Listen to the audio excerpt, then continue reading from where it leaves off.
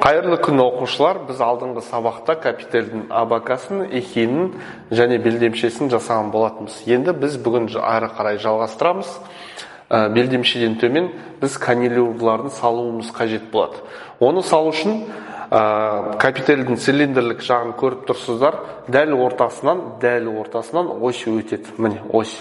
Мына жерде цилиндрдің табаны және осы осьқа перпендикуляр орналасқан сызық, міне қиылысқан жерде мына дәл центрдің нүктесі. Осы жерге біз қарындашты былайынан ұстаймыз, яғни саусақты мынау центріне, қарындаштың ұшын цилиндрдің шетіне. Осылайынан біз циркуль тәріздес шеңбер жүргіземіз. Жарты шеңбер, радиус. Мына жерде цилиндрдің жалпы капительдің канилюрлары бар. Бізге көрінетін жағы 9 тал. Жалпы ода 18 канилюр болады.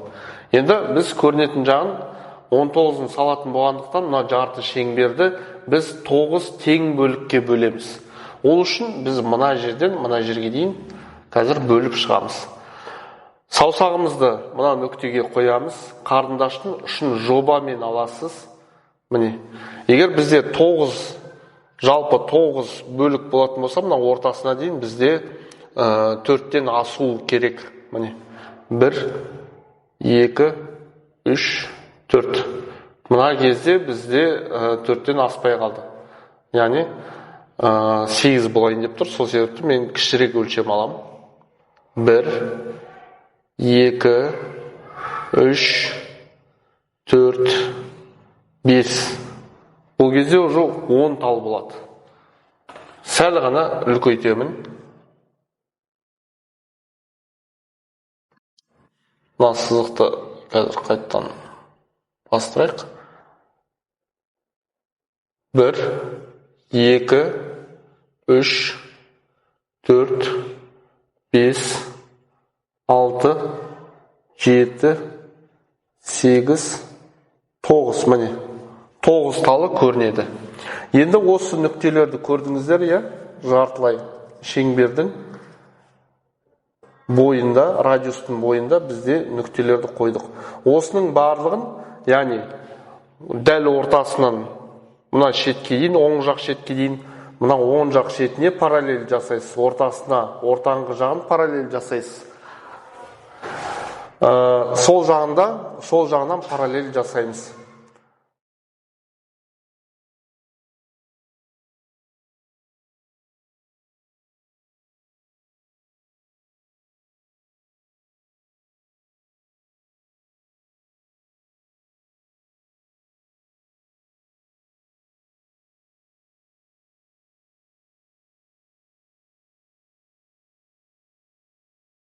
Мінекей.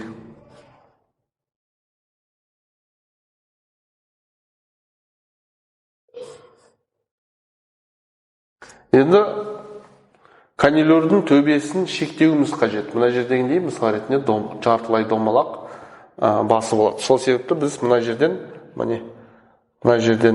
нүктені аламыз. Міне, біз алдында 4 бұрышты қылдырып сызғамыз, және мына жерден аламыз. Міне, мына ара қашықтықты аламыз да жартылай домалақ қылдырып.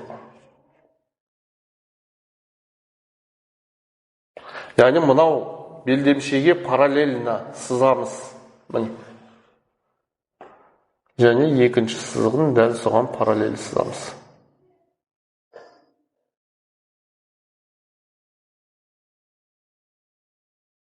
Мінекей. Енді қарасаңыздар, сол жақ шетінен қазір оң жақ шетіне дейін жартылай домалақты сызамыз. Төбе жағын мынау бұрыштан мына шетке дейін дәл ортасын табамыз.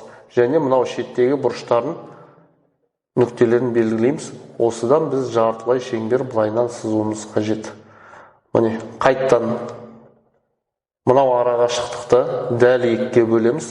Астыңғы жақта шеткі бұрыштарын белгілейміз. Және осы арасын біз жартылай домалақпен, жартылай радиуспен шектейміз. Қайттан жоғар жағын 2-ге бөлеміз. Мынау шеткі нүкте, мынау астыңғы шеткі нүкте. Осыларды аламыз да осылайынан барлығын қайталап шығамыз.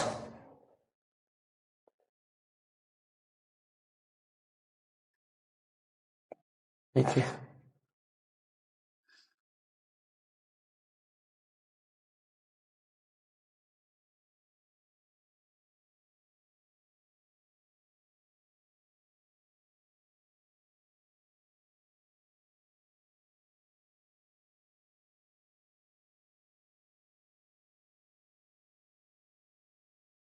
Мінекей, осылай біз канилюрді аяқтаймыз.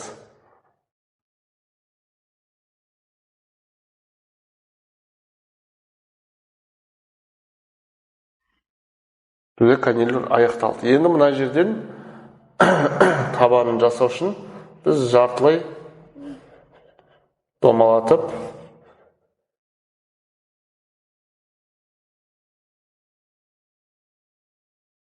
аяқтасақ болады.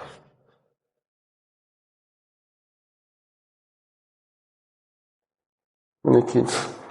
Осымен біздің капительдің астыңғы канилюрі аяқталды. Енді келесіде біз абакаға қайттан ораламыз, абаканың жоғары жағын сызып көрсетеміз.